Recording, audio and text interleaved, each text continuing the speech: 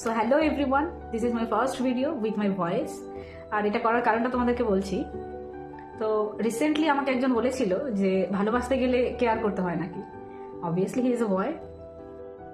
আমি এখন যেটা বলবো সেটা সব ছেলেদের জন্য নয়, বাট কিছু কিছু ছেলেদের জন্য যারা এই ধরনের মেন্টালিটি রাখে। প্রথম কথা তো এটাই যে তোমরা রিলেশনশিপ নামক যে সম্পর্কটা সেটাতেই এসো না, কারণ রিলেশনশিপটা তাহলে তোমাদের জন্য নয়।